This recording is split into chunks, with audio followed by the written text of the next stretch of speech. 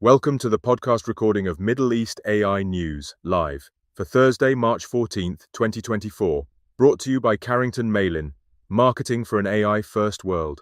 You're listening to my discussion with Pawel Czech, co-founder of New Native, the global AI ecosystem, where we talk about Saudi Arabia's generative AI startup accelerator, GAIA, how the program identifies the most promising AI startups, and the recent 72-hour AI hackathon which took place at LEAP24.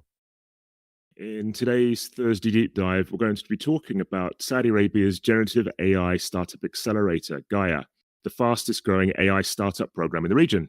We'll touch on how New Native empowers GenAI startup, the new paradigm that it aims to harness, GAIA's accelerator program, the 1 billion ecosystem funding announced last week, and GAIA's process and how it validates AI startup concepts. And I'm going to be joined by Pawel Czech, co-founder of New Native. Pawel Czech is one of two founders of New Native, a new type of AI-powered company formed in 2022 to power the AI native economy. New Native's AI platform brings together the latest AI technologies, allowing businesses and users to develop AI solutions and distribute them at scale. The company was named AI Startup of the Year 2023 at the Europa's Tech Startup Awards last year. New Native now has a large global community of AI developers, which is able to focus on key business challenges and national challenges via hackathons. And Pawel himself is a serial entrepreneur, has worked in the US, Asia, and is native Poland. So a warm welcome to Middle East AI News Live, Pawel Czech. Hello, Carrington. It's a pleasure. Hopefully you can hear me well. Very well. Thanks very much for joining. Great to have you here. Thanks for making the time to join us, and look forward to talking about New Native and the GAIA Accelerator program in Riyadh. Saudi Arabia's Minister of Communications and Information Technology certainly caught everybody's attention last week at LEAP with a presentation that included billions of dollars of deals, investments, and programs. One of these is a $1 billion funding announced for the AI startup system, which was attributed to the success of GAIA in his presentation. And as a result, the government is investing in data, infrastructure, partnerships with AWS, Google, NVIDIA, Aramco. So recognition at the highest level for a program that's not even 1 year old yet. To set the stage, perhaps it'd be great if we could start sharing more about New Native and the drivers behind you setting up New Native and how this led to the partnership with Sadaya and the N2DP. Could you start by telling us a little bit about New Native and how this developed? Yes. So again, thank you very much for the invite to the show. It's an honor. And thank you everybody who's joining us and listening. It's lovely to have you. New Native as a concept, as an idea, was born as a way to accelerate innovation, right? We had this need internally, this intrinsic motivation to get us from A to B a little bit faster and a little bit more effectively. How I see it is that when the tide rises, right, when the water goes up, all the boats go up together. And I think that's what the paradigm shift of artificial intelligence brings, is the ability to have an increased collective impact in a positive way, right? So some people talk about the era of abundance. Some people talk about more opportunity. I think it's very important to focus on equality of opportunity, which doesn't necessarily mean equal outcomes, but we should invite people in. So that's how New Native started, as an idea to invite people to join the paradigm shift of artificial intelligence. And I always worked on a large scale on digital transformation, first in the education industries and then in AI and biotech industries. And for me, it only makes sense if it can impact tens of millions of people, and ideally hundreds of millions of people. So in order to do that, you need to have the will, and you have to have an idea that there will be a force behind you. You can't do it alone, right? So that's how we started to invite people to join us for hackathon. How we started to invite people to join us to build together, because that feeling of empowerment, when you come together and build something, I think it's very important to people. I always say that building makes us stronger. It's like the spark of creation, taking something out of nothing. And regardless whether it applies to writing a song or a poem or a novel or participating in interesting conversation, it can also be attributed to creating code and products and companies. Yeah, that feeling of creativity. And that's how New Native started, is how do we accelerate collectively humankind in a direction that has positive outcomes for more people. So how do we take that acceleration and make it more inclusive, more equal? So we started an online platform called LabLab.ai. And on that platform, we started to onboard people to use every new technology that came out into the market. We started to engage with big AI labs like OpenAI and Cohere and Stability AI and AI21 and Google and all the other labs and then technology providers. So fast forward, it's turned into a community of over 110,000 AI builders, and I think about 90 technology partners. Most of them are multi-billion-dollar brands and companies. And this movement that is being created, right? This grassroots innovation movement has got the attention of people that have a vision. And I think definitely Saudi Arabia is one of those places where you can say, hey, there is a vision. So that's how we got interested in Saudi Arabia. I can tell you a little bit about how it all started. So we set up New Native as that company to empower acceleration and innovation using artificial intelligence, and set up the first online hackathons and invited people to join us. And fast forward in 20 months, we have 110,000 people that decided to participate. So it moved extremely quickly. Obviously, technology is moving extremely quickly. There's always new technology coming out in an extremely rapid pace. So that's one of the things that we specialize in, is how to capture technology very, very quickly and then build out a functioning piece of software. So as an example of this at Leap, there was a big conference, obviously you know this, but maybe our listeners don't, big technology conference in Saudi Arabia. And we were invited by NTDP and Sadaya to run a hackathon there. And in 10 days, since we started, we managed to invite 4,700 people online, few hundred people offline.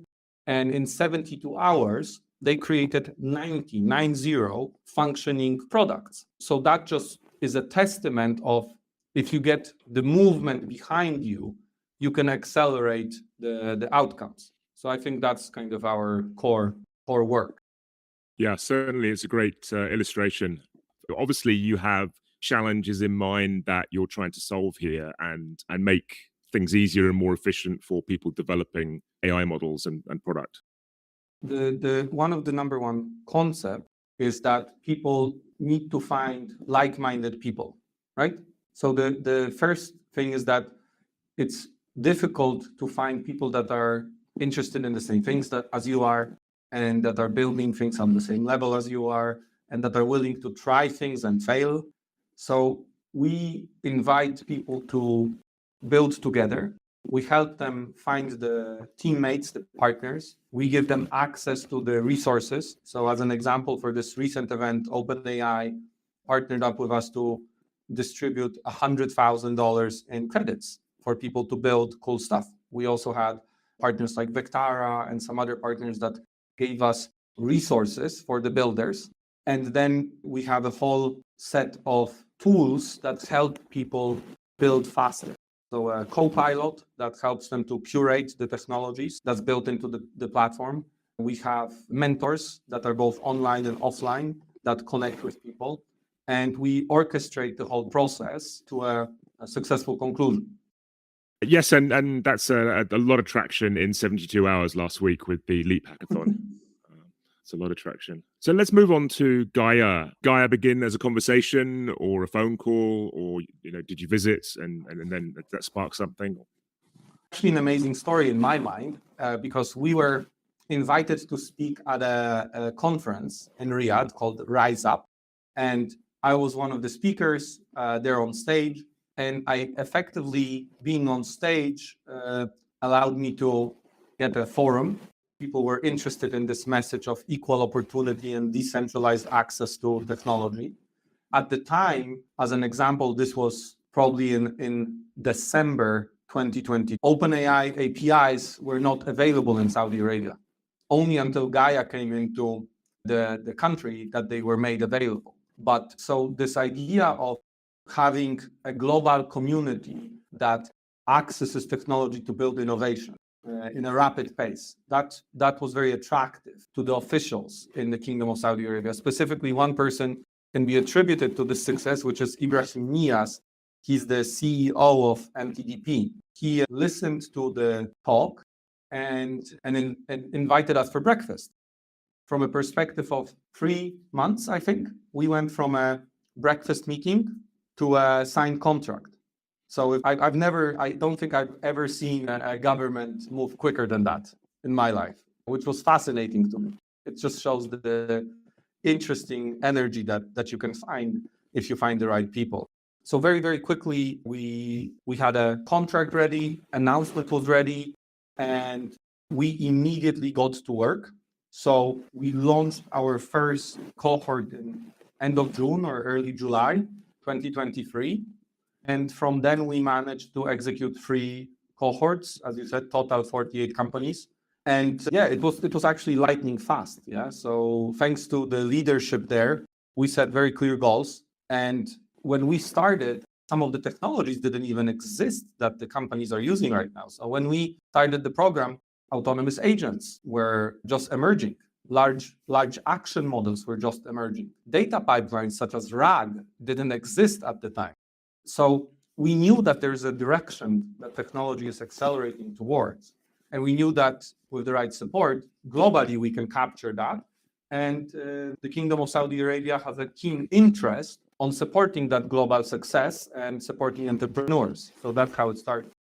Certainly a groundbreaking initiative, and this region's really opened a lot of people's eyes to what's possible and highlighted the interest from local and from global developers.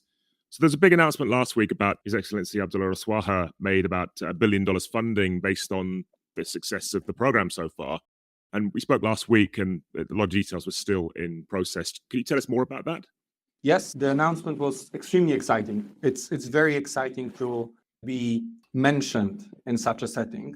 Also, I want to add that 2 companies from GAIA, Agile Loop and Optimal BV, were also mentioned in that announcement, right, as examples of success. But there's 46 equally impressive companies in that mix. So the announcement was very exciting. Whenever such a big number comes up, the details of that takes a long time to establish, though. So I can't give you specific numbers about allocation to verticals. What I can say is that it's a number that represents commitments to the ecosystem, and it is designed to support not only the GAIA Accelerator program, but also the infrastructure, compute infrastructure that's needed to attract entrepreneurs, but that's also needed to make entrepreneurs scale and succeed. So it's around model training, but it's also around model inference, right? So it's about both creating the specific integrations between models and data sets, or even building models from zero. But it's also about the ability to then run a persistent product. So a product that continues to deliver value to the client. And that requires even more compute. So that amount represents the commitment to the companies, the infrastructure, the training infrastructure, the inference infrastructure, and finally, the ability to attract extremely high quality talent that is needed to make these very early stage companies then successful and scale. So what I can say is that there's a plan, right? And that plan is to have New Native be the #1 place for people to build with AI, and for GAIA to be the physical representation of that message in the Kingdom of Saudi Arabia. And in order for that place to be the #1 place in the world, a lot of things need to come together. 1 billion is a large number, of course, but there are other announcements all around the world made every day, I would say almost every day now, that basically tell you that the #1 investment direction is artificial intelligence and the artificial intelligence ecosystem. So my belief and my hope is that the commitments, the size of them and the direction will only grow. So I believe this is an amazing step, and it shows that Saudi Arabia has a goal to be one of the biggest winners in the digital transformation that AI promises. But for sure, it's not enough, right? It has to be even more, not only money, but also it has to be more actions. It has to be regulatory change. It has to be IP protection. It has to be legal frameworks, right? So to make such a change in a country is very difficult. I think Saudi is uniquely positioned to make that change, and therefore can actually, have an equal seat at the table with global superpowers towards artificial intelligence infrastructure. I can only agree. And it's a big vote of confidence for the startup ecosystem in Saudi Arabia. It's also a clear signal that we're not slowing down. This is going to continue to go very fast, and we're going to continue to build new ventures, continue to build the infrastructure and the resources that we need to meet our goals. But let's just divert a little bit from GAIA and that $1 billion announcement. In the region, a lot of investors have been sort of ambivalent for a few years about artificial intelligence, and they do have some challenges, as they do anywhere else in the world, investing in AI. And a key one that keeps coming up is validation. How do I know that what I'm investing in is actually what needs to be created is a useful AI model, AI solution that is going to stand the test? And of course, it's only very recently we've had this big increase in resources in terms of AI specialists and data science professionals and people that have experience of building AI models. What do you see are the key challenges for investors? And have you seen a change in views in the last year since you've been engaging in the region? The simple answer is yes. The change is clearly visible. I approach the whole idea of using capital to create an outcome, or leveraging capital to create outcome, from a slightly different perspective. We're very technocratic, so we don't really look individually at people. Maybe that sounds bad, but we rather look for signals, for signs that a specific team can deliver a functioning piece of software that can be turned into a product that can then create and deliver value. I think the way that we build and operate software has drastically changed already, and it will only continue to change. So the perceived value of a PowerPoint presentation with a great team behind it doesn't necessarily mean that that's a great investment anymore. The promise of functioning software is not enough. And I'll explain why a little bit. So the amount of capital that was needed in the past to reach a certain stage of development was let's say, $5 million on average to reach a certain stage of product market fit. Today, that barrier is significantly lower because people can utilize very advanced technologies and the very, very advanced AI systems to create the same back-end, front-end product and then determine product market fit with a fraction of the capital. This means that legacy software, and you might have read this in the Wall Street Journal, legacy software is going to be devalued. And to give you an example, with the most recent announcement from Klarna, they worked on creating an AI agent that takes care of their first-level customer support. That agent does the work of about, if I'm not mistaken, 700 people. Now, what is the impact of this? For Klarna is obviously better productivity, better customer experiences, lower wait times, more revenue potentially. But the call center company that was providing services to Klarna lost, I think, $1.5 billion in value in 24 hours. So what does that tell us? Is that investors are used in the past to a specific type of business. And that business utilized capital to achieve a certain result and then return a dividend or return value to the investor.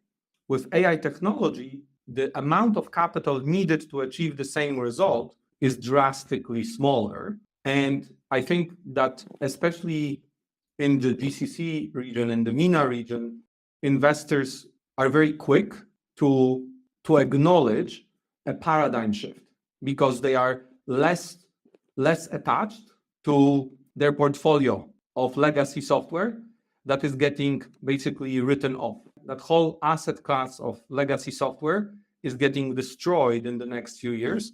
And I think the investors in the Middle East are less attached to it and more prone to try out new things. So that's my experience so far, that investors are very interested to try out new things and that they have a good understanding of the amount of capital that's needed to achieve a result.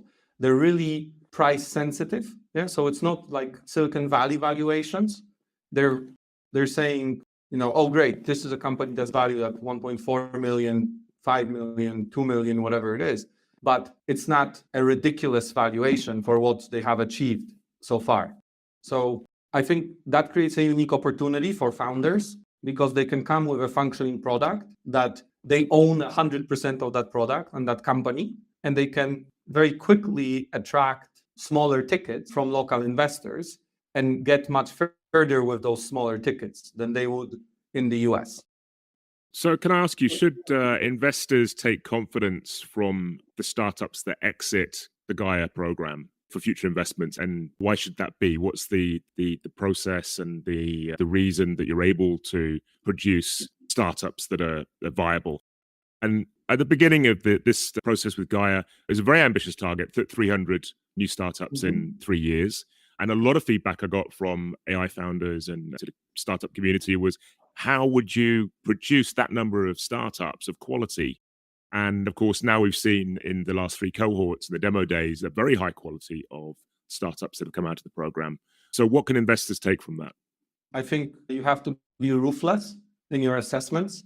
You have to be extremely clear not to make exceptions. Yeah, whenever we make even the smallest contingency or exception, it always is bad. I think the core is that you have to be true to your core values and to your core convictions about how technology works. And if you stick to those convictions, you have a clear vision of that, then you can select people that are very technically driven, very motivated to prove to themselves, and then ultimately their shareholders, that the thing that they build works and functions, and they continuously deliver. So how should investors feel confident about it? At the very worst case scenario, at least the product works. At least it's a fully functioning product. So I think what we focus on is to have no doubt towards the technological value of the founders and the ability of the founders to create products that are very advanced. So we focus on that almost exclusively. And so far, as you said, the quality of the companies is very good, the quality of the product. So maybe it's just an old saying, product first. Maybe that's just what works. But in today's world, it means that you need to do extreme due diligence on the quality of the work of the founder. And I think that's what we do at GAIA, right? That's our core component, is that we stick to our core values and our convictions around the thesis of picking founders and companies. And as we pick them, we never pick people that don't have great technology behind them. And whenever we did 1 or 2 of these exceptions for a variety of reasons, it just proves the point, that we shouldn't derive from it. Then whether it's a good business, whether the business will make money, whether it will create lasting shareholder value, I think that can only be proven at later stages. Please remember that we are focusing on extremely early stage founders and companies, right? Pre-seed companies, seed companies, almost from an idea phase to a functioning product. So the hackathon platform must be an enormous asset in this then. It is. It's completely, it's a big megaphone. If anything else, if you're listening to this, just Google AI hackathon and you will land on lablab.ai as the first organic result. That's true, I think, for every country in the world. And we constantly are on the leading, edge of the spear. We're the tip. We're literally the ones that are always saying, let's try something new. Something new comes out, let's try it. Let's see if it works. Let's see if people are interested in building with this. And this is how we can remove the signal from the noise, because there's so much stuff going on that if you don't know which technologies can function in a production environment and which ideas can function in a production environment, you will not know how to conduct your due diligence. Perhaps, Pawel, you could tell us about putting together the cohort to begin with. Does that all come through your hackathon platform? No, people are welcome to join the ecosystem at any stage of their development. So they're not limited by the stage of their idea or product.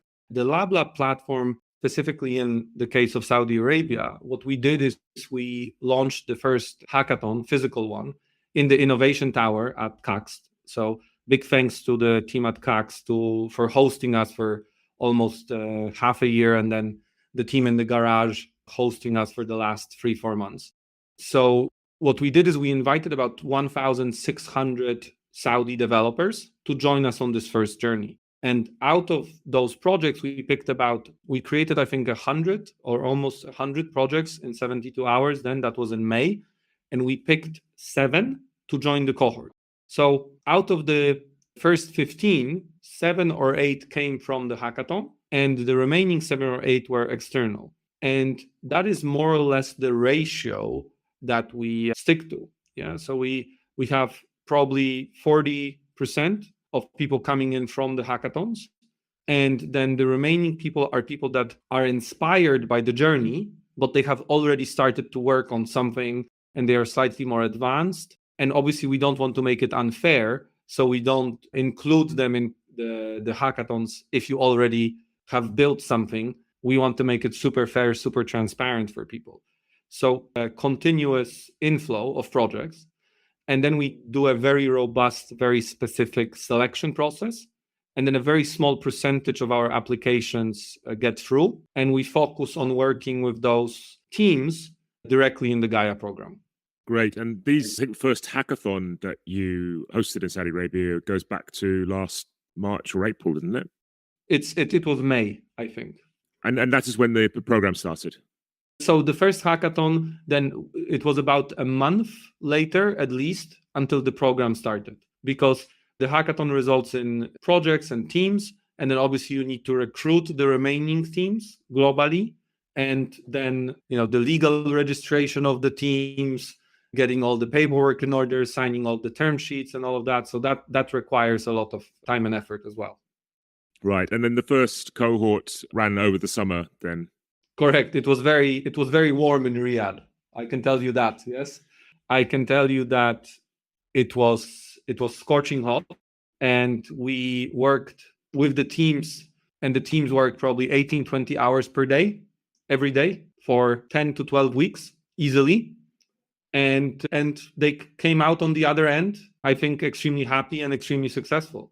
So it's like almost like a SEAL type program, right? We take no hostages, we negotiate with nobody, and we make sure that people get their stuff done on time and on deliverable. And so you just had the demo day for the third cohort, I believe. So Yes. You've run 3 cohorts now, one over the summer, I think the other October, November. Correct, October, November, and then from beginning of December to effectively end of February, or mid-December to end of February. So it's a 10-week sprint each time. Is it possible to give us an idea of the type of startups and also the variety of startups that you've had through these 3 programs? What are some examples that you could tell us about? Sure. So I can tell you straight away. So that's a very, very good question, by the way. So the types of startups, we almost exclusively do not engage with people that are building wrappers or so-called wrappers on top of very popular models. We knew very, very early on that is a type of company that will be very quickly excluded from the market. So I'll give you an example like Jasper, which was a big, big deal at the time, right? One of the first investments made based on OpenAI API access. And when ChatGPT came out with the agents embedded, basically that company and companies that are similar had no reason to exist anymore. So first of all, we don't pick companies that we see as having no future based on technology. Just purely, we exclude them because the type of technology or the application of technology is not something that we see will be usable in the next 2 to 6 years. So that's the first exclusion metric. And then the inclusion metrics are connected to the use of data mainly. So how does a team integrate data use and proprietary subject matter expertise into utilizing either open source or commercial AI models? So that's the second group. So people that are using proprietary data sets and proprietary subject matter expertise to build products that solve specific problems. And then the third bucket are people that are working on deep tech solutions. So people that are building and writing their own algorithms and proprietary software sets that are completely detached from the current available systems, but they use an underlying architecture that we can understand. So they either use, whether they use reinforcement learning or they use transformers architecture, that's our third bucket. So we don't look at their verticals so much. So we don't look at whether it's medical or aviation or retail. We don't really focus so much on the UX and the UI of the systems, because again, that is something that AI is now taking care of almost fully and in a dynamic way. So we look at their competence to connect data with AI systems that are on the market or to build proprietary AI systems. Those are like the two main buckets of expertise. I don't know if that's maybe a too technical answer. No, that's perfect. Thanks very much. And what are the results in terms of the types of startups and examples that we might relate to over the past year? Sure. So, I mean, one of the most recent examples is Pawel Czech. So these are two female entrepreneurs, founders, that created a proprietary algorithm that they coded start to finish that allows to determine so-called model bias and model drift.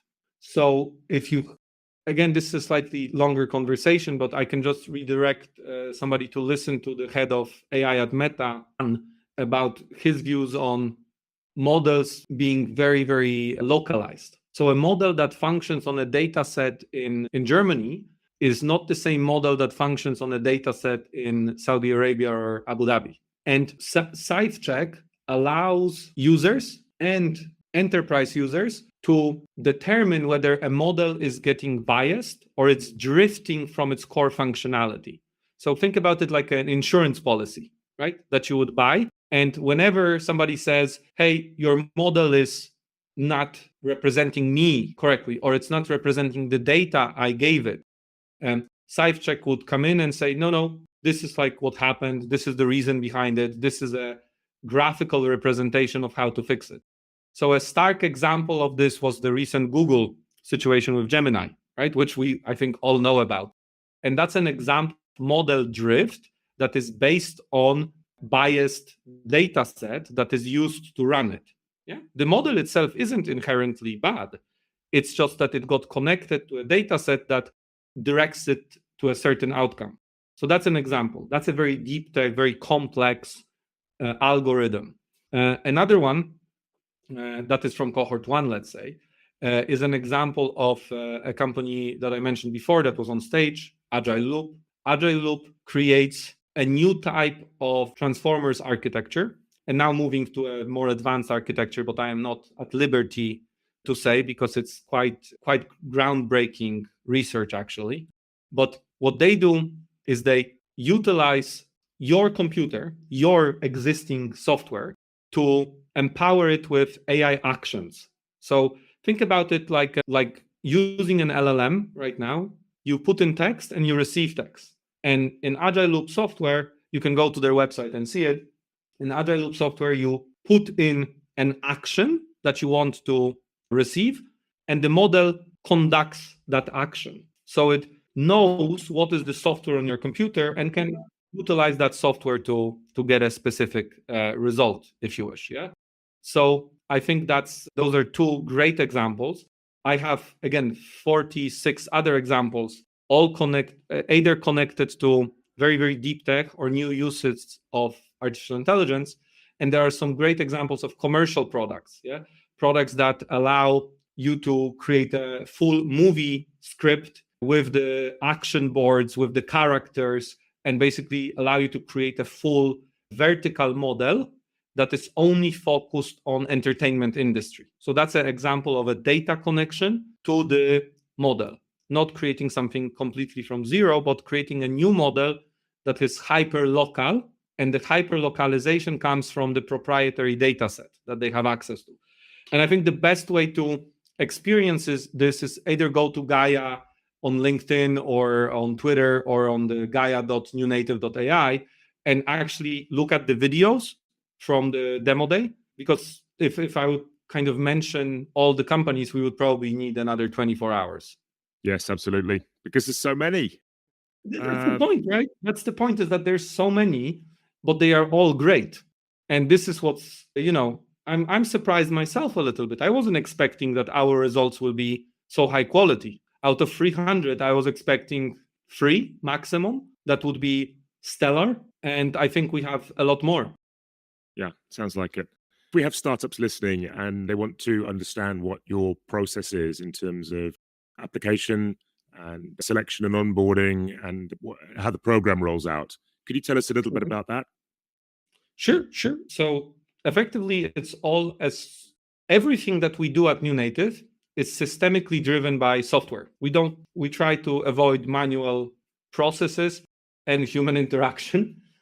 Again, as weird as that sounds, because we can't help everybody if we have that very, very personal relationship. So there's a website that you go to called gaia.newnative.ai, and there's a big green button on that website, and you click the button and the system guides you how to conduct everything.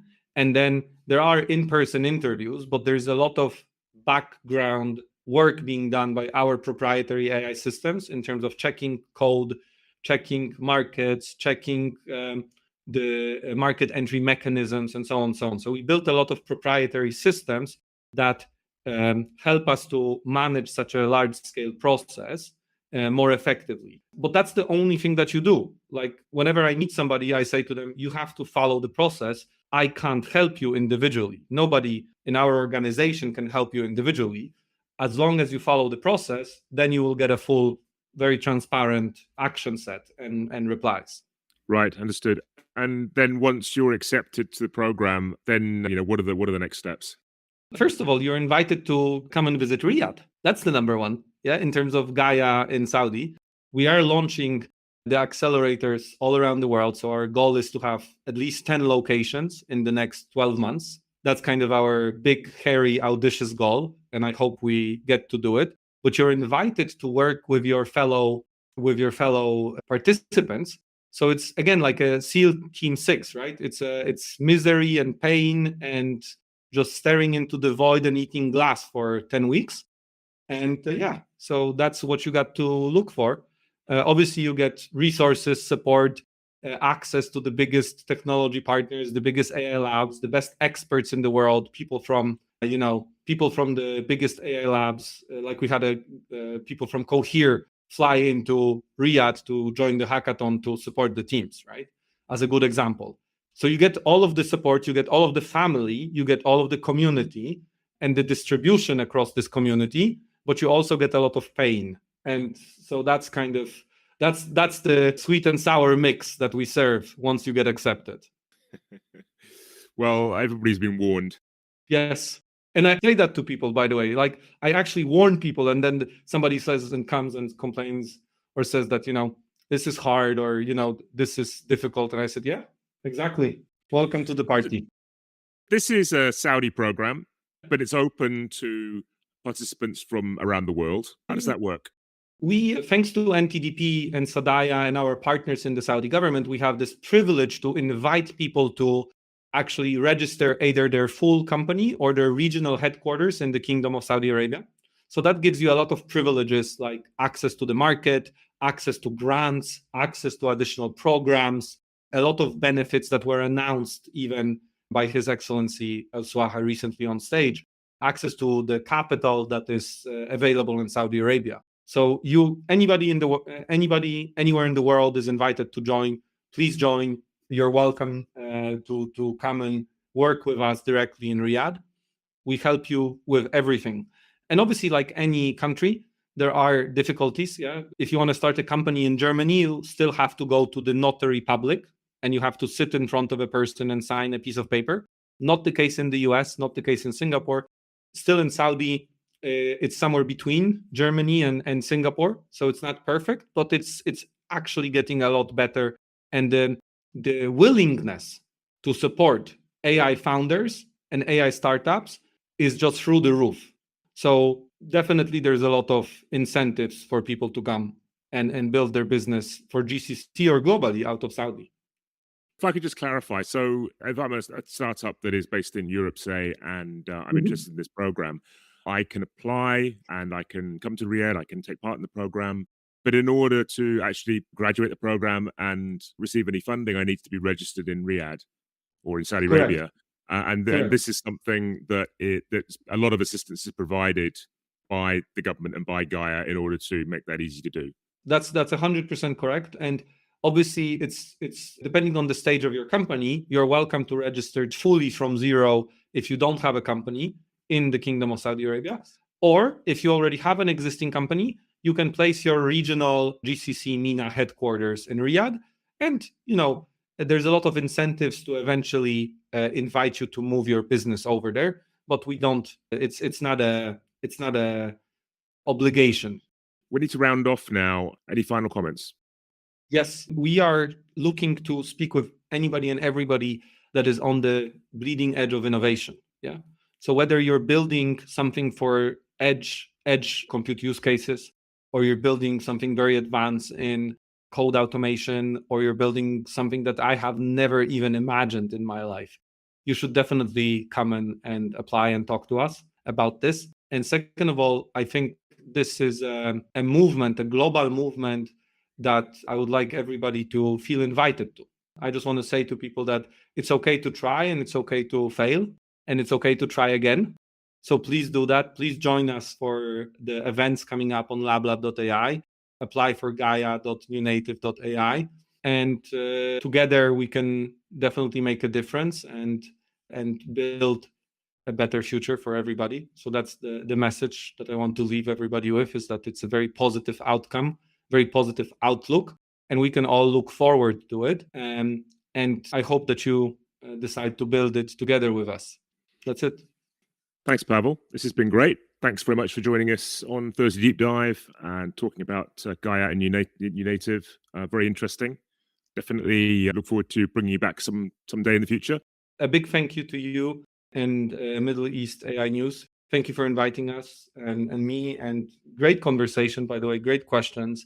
I feel very passionate about this, so I'm happy to chat to you at a time where we have even more announcements. Cohort 4 is starting right now. The applications are open. So I hope that I will be back to you with another 20 to 25 companies in the next maximum 2-3 months. And they will be amazing success stories as well. So thank you very much for the invite. Thank you. Looking forward to that. I've been talking to Pawel Czech, co-founder of NewNative, the global AI ecosystem behind GAIA. Native is changing the way that the world... You've been listening to a recording of Middle East AI News, live, for Thursday, March 14th, 2024, brought to you by Carrington Malin. Thanks for listening.